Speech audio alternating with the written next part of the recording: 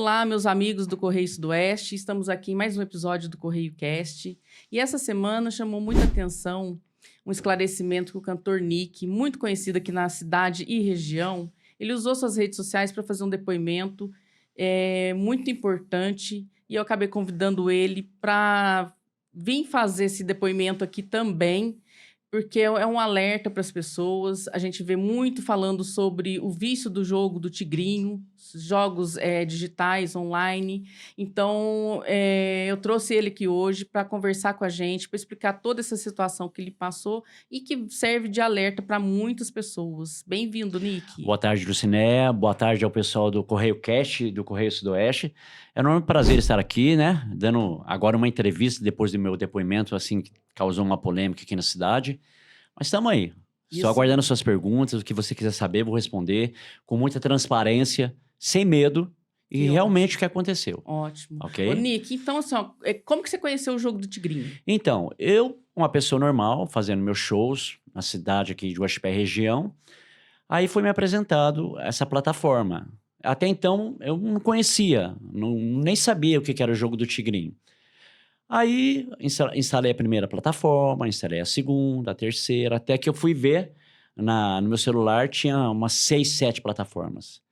E eu peguei gosto, né? Eu peguei gosto, o prazer de jogar. É uma coisa assim meio estranha, porque eu levava a minha vida normal. Uhum. E então eu comecei a jogar, aquele prazer, né? A dopamina, a adrenalina de jogar. E aconteceu o que aconteceu. O que te atraiu inicialmente? O que foi? O prazer. O prazer de jogar. Mas você sempre ganhava? Como que Então, era? no começo, assim, as plataformas funcionam assim. Ela tem registrado no Algoritmo lá isso, deles lá, o número do celular e o CPF. Uhum. Então, no começo, quando você se apresenta na plataforma, eles começam a soltar. Você começa a ganhar. Então, acho que eles fazem de propósito, né? Você ganha, você ganha, você ganha. Aí fica registrado o seu número de telefone, seu nome, seu CPF. Então, não sei como é que funciona lá, o lance deles da plataforma. Aí eles vão tirando. Se você ganhou 2, você perde 5. Se você ganhou 3 mil reais, você perde 6 mil. Então, foi nessa aí. Mas assim, tipo assim, eu poderia estar jogando até hoje. Porque tem muita gente que joga. Só que a pessoa não é compulsiva. Uhum. Então, eu me tornei um compulsivo, um adicto. Adicto, para quem não sabe, é uma palavra grega, escravo de alguma coisa. Entendeu? Então, tem pessoas adictas por droga, por álcool, por cigarro, por sexo, por roupa, por viagens. Só que tem o lado compulsivo da coisa e não a compulsividade. E eu me tornei um jogador compulsivo. E em que momento que você percebeu que o jogar estava afetando sua vida? Então, Lucinéia, a partir do momento que eu comecei a esquecer de mim, do meu carro, das minhas roupas, dos meus shows, da minha aparência, do meu cabelo, da minha barba, da minha família, dos meus amigos, de tudo. É uma coisa tão estranha, desculpa a expressão, tão diabólica, que você não pensa em mais nada. Você quer ficar no celular 24 horas por dia, jogando, jogando, jogando, sem saber se você estava perdendo ou ganhando. O importante era o prazer de jogar, entendeu? Aí me levou a fazer assim coisas que jamais eu imaginaria que eu faria. Como eu estou sendo bem claro, eu não tenho assim vergonha de falar, não tenho medo de falar. Eu tentei 2 suicídios. Nossa, mas isso em quanto tempo? Quando começou a época? Acho que Quanto tempo que foi tudo isso? acho que já estava rolando isso há 1 ano, viu? É. Entendeu? Aí as pessoas acreditem ou não. E você chegou a esconder da família, dos amigos, que você estava viciado no jogo? Muito, muito, muito. Tipo assim, Lucinéia, eu tenho um grande carinho pela minha mãe, amo minha mãe, né? Meu pai faleceu e meus irmãos e tal. Então, eu comecei a perceber. Não, comecei a perceber, não. Eu não estava percebendo que, tipo assim, eu deixava minha mãe na sala sozinha, acabava a bateria do celular, eu ficava louco. Eu ia lá, pegava a extensão e ligava o celular na extensão, assim, para carregar a bateria. Era naquela loucura de jogar, entendeu? E comecei a esquecer de tudo. Eu fazia shows, Lucinéia, e com a cabeça não via a hora de voltar para jogar.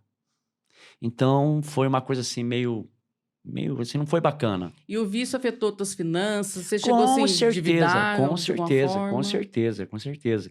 Tipo assim, eu comecei. Desculpa. Vamos supor, eu tenho você no WhatsApp, né? Aí eu começava, ô Lucinéia, tudo bem? Era meia-noite. Eu falava assim, Lucinéia, você tem R$ 150 para me emprestar? Aí as pessoas começaram a perceber alguma coisa estranha, que eu sempre fui uma pessoa normal, carismática. Aí as pessoas começaram a perceber uma coisa estranha. Então o que aconteceu?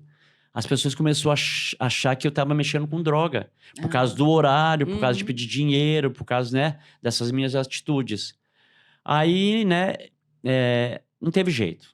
Aí eu comecei depois da minha tentativa, né, de tirar minha vida na última vez, a minha família resolveu me internar. Quer dizer, todos sabiam.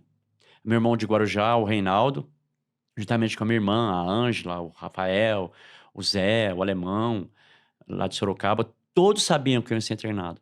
Até que um dia meu irmão chegou, né, falou assim, Nick, eu quero que você confia em mim, né? Vamos dar uma volta no quarteirão.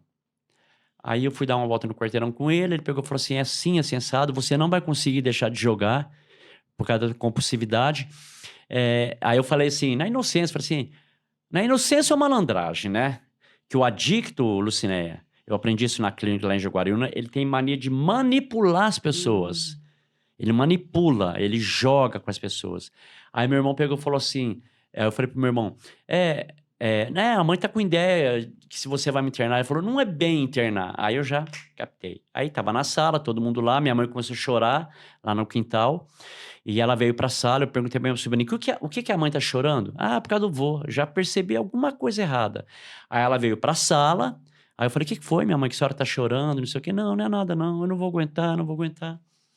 Aí até que o carro do resgate chegou. Aí eu, falei, é pra mim. E você aceitou de boa? Você teve uma Aceitei de boa. Não, resistência? ali é o seguinte, se o resgate chega e você Resiste? resiste, eles te amarram, eles te mordam, É, né? isso é. Eu não. Eu peguei, já sabia que era para mim, despedi da minha família, pedi perdão para minha mãe, né? O meu irmão, o Zé, ele pegou e falou assim, Nick, agora a gente vai fazer para você, vai com Deus, meu irmão, agora a gente vai fazer para você o que teu público, teus fãs fazem. E eu saí de casa aplaudido. Aí eu deitei na maca do resgate para tirar fotografia e depois, logo que saiu, o cara, como os caras viram que eu era gente boa, os caras falaram assim, Nick, se você quiser sentar, pode sentar. E fui conversando com o cara, fui fumando cigarro com o cara, me ofereceram um lanche, Uhum. até chegar à clínica lá em Jaguariúna. E de lá do tratamento, qual que estratégia que deu mais certo, assim? A minha estratégia foi assim, no começo foi tudo muito estranho. Eu fui chegando assim, coloquei pela fresta da janela assim, eu olhei que a ambulância era muito fechada, tinha um muro alto, falei, meu Deus, parecia uma prisão. Só que era um condomínio, não era não, Uhum. não era a clínica. Aí abriu o portão azul e chegando lá, né, pessoas estranhas, muito estranho.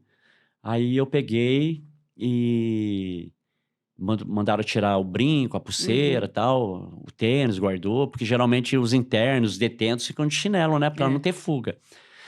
Aí beleza, aí veio a adaptação. Achando umas pessoas muito estranhas, eu olhava o pessoal assim, andando pra lá e pra cá, parecia zumbi. Sabe? Eu falei, meu Deus, o que que eu tô fazendo aqui? Jesus do céu. Mas não eram eles que estavam errados, eu que não estava bem. Aí no segundo ou terceiro dia, eu desmaiei, me deu diarreia, vomitei, fui amparado pelos monitores. Aí fui me adaptando à E clínica, né? sem contato com celular, sem Sem nada. nada, 3 meses sem E celular, como que sem você nada, fechado. ficou assim, né? Luciné, foi ótimo. Ai, que Os bom. primeiros dias foram terríveis, né? Aham, Eu imagino. ficava assim, deitado na cama, parecia que eu estava com o celular jogando, abstinência, né? Jura? Juro, abstinência. Aí eu comecei a me adaptar à clínica, me adaptar. Aí lá na clínica você levantava, tinha um horário para levantar, às 7 horas, que era o café da manhã. Depois vinha a espiritualidade, você ouvia 2 louvores, lia partes da Bíblia e ouvia mais 2 louvores. Aí depois tinha palestra das 10 ao meio-dia, depois tinha um almoço, depois tinha palestra de novo das 2 às 4, depois tinha o café da manhã, e depois tinha a janta e o recolhimento, né? Mas aí eu fui me adaptando, adaptando, adaptando, e foi muito legal. E Foi tinha muito outras legal. pessoas com o mesmo problema seu lá? Muitas pessoas, pessoas esquizofrênicas, pessoas adictas com álcool, droga, É uma cigarro, clínica de sexo. reabilitação. É uma clínica de reabilitação. Mas Mas alguma tinha o mesmo problema do vício do jogo? só eu. Mas já é uma clínica que com certeza foi indicada porque Sim, é porque meu irmão já pesquisou na atende isso internet, né? aí. E essa clínica de Guariúna era uma das melhores. Assim, uma das melhores, mas tinha suas partes piores também, né? Onde aconteceram muitas coisas. Eu vi, tipo, as pessoas não estão bem. E os monitores estão lá para te vigiar, para te resguardar. Mas como é muita coisa, né? Aconteceram muitas coisas. Tipo suicídio. O primeiro dia que eu tava lá assistindo uma palestra, o cara deu um murro no espelho, tentou se cortar. Os pulsos, suicídio, doenças, muita coisa. Mas são coisas que acontecem no cotidiano, em qualquer hospital da vida, em qualquer clínica da vida. Aí eu tirei tentar o lado positivo da coisa, que se você não tira o lado positivo, você pira. Se você ficar lá com um cara assim, o pessoal falou assim, ele não está bem, vai ficar mais 3 meses. E eu estava bem, eu estava me adaptando, né? Chama aceitação, eu estava aceitando aquela situação. Condição que você estava, né? Uhum. E você sentia que o jogo era uma forma de escapar de alguma coisa? Não. Não? Não, porque eu sempre tive tudo na vida. Tive o carinho da minha família, o amor da minha mãe, os meus shows, o carinho dos fãs. Igual, eu cheguei domingo passado, retrasado, aí eu tirei uma semana para mim Se restabelecer, recalcular a voltar. rota, ver o que estava acontecendo, ver a reação das pessoas. Aí meu irmão que tem um bar aqui, o Bar do Zé, ele chegou e falou assim, vamos cantar lá com o pessoal lá da banda, como é que chama a banda? A banda Versátil lá do Banda Varriano, Versátil. né? Agradeço a eles por essa oportunidade. Foi muito legal. A hora que eu cheguei, assim, foi recebido com muito carinho. Que bom. Essa postagem que eu postei no Facebook, nossa, tá chegando nas 1000 curtidas, 500 Visualizações, não, 500 comentários. E as Olha. visualizações já tá em quase 10.000 visualizações. Que isso. Então foi um negócio bastante assim, né? O Story deu quase 2.000 visualizações, o Instagram também. Assim, não fiz isso para me aparecer. Mas é porque as pessoas não esperavam, né? Uma coisa assim, a gente realmente percebi, né? A gente que sempre tá te acompanhando, né? Cadê o Nick? Sim. Né? Ainda mais agora, época de final do ano, muita festa, né? Sim. Isso aí atrapalhou, então. Principalmente Atrapalhou. Profissional foi... Eu ia fechar o ano com 120 shows. Que isso. 120. Mas tudo bem, aí você tem que ligar nos contratantes, explicar a situação. Todos, Lucinéia, todos entenderam, me deram força. E agora é trabalhar e acertando, graças né? A Deus. Começar do zero, acertando tudo que tem que acertar e vida que segue, né? E você tentou parar antes de você conseguir mesmo? Assim? Não. Você já tinha tentado parar? Não. Não tinha tentado? Não tinha não. Mas era uma coisa que me dava prazer. Uma coisa muito gostosa, mas... E como é que era a tua rotina mental e emocional durante o vício? Você ficava ali... Não tinha condições mentais, psicológicas, físicas. O pessoal achou que eu estava mexendo com droga, porque eu estava muito magro. Não comia mais também? Não comia. A mãe falava assim, Nick, vem comer. Não. Só ficava jogando. Nossa. Aquele negócio para voltar a jogar. Um santinho no prato para voltar a jogar. E o que você diria para alguém que está começando a jogar agora, que só acha que é diversão? Lucinéia, depois que eu dei esse depoimento, muitas pessoas, até hoje mesmo, teve uma mulher, não esqueci o nome dela, não sei se é Maria Helena, ela pegou e falou assim, Nick, eu queria muito conversar com você, porque eu tô passando a mesma coisa com meu filho. A moça foi fechar um show comigo ontem, ela falou assim, o meu sobrinho gastou 160 mil reais. Nossa. A gente escuta muito caso disso, teve né? que vender a casa da mãe dele, não sei o quê. E muitas pessoas, e esse vício não escolhe classe, não escolhe sexo, não escolhe se é pobre, se é rico. E é uma coisa assim, é gostoso jogar, a dopamina, mas é uma coisa sinais de diabólica. alerta, assim, que você O sinal de alerta, falar, o sinal de alerta que eu tive, que não dava mais, foi quando eu tentei o suicídio, que eu estava me enforcando. E veio uma força demoníaca. Mas por quê? Você tentou tipo assim, fugir do vício e não tentei conseguiu? fugir do vício, eu queria pegar dinheiro que eu pegava da minha mãe. Eu falei, eu vou jogar que eu vou recuperar, passar para conta dela. Tá. Entendeu? Até que veio, eu tava, né, no ato, né, do suicídio, até que veio acredite quem quiser. Porque só eu sei o que estava acontecendo naquele momento. Veio uma força diabólica, me derrubou no chão, eu arranquei a tampa do joelho, a tampa do cotovelo. Aí eu vi que não tinha mais jeito. Eu vi uma coisa diabólica no portão da minha casa, 3 horas da manhã, a hora que, né, que as coisas ruins estão soltas. Aí não teve jeito, Lucinéia. Mas tô aqui, com a graça de Deus, né? Já tô com o show reagendando, vamos falar de coisa boa. Isso Reagendando, que é bom, isso. reagendando meus shows. Sábado eu já tenho show. Onde você vai tocar sábado? Aqui em Guaxupé, uma festa particular. Ah, né? tá. E tô aí. Que Quem quiser a minha ótimo. ajuda, aconselho. Carnaval, já tá com a agenda também. Já. E quem Então o quiser... apoio dos fãs foi Não, essencial. Foi assim, foi uma coisa assim, que estourou, explodiu, né? Que bom.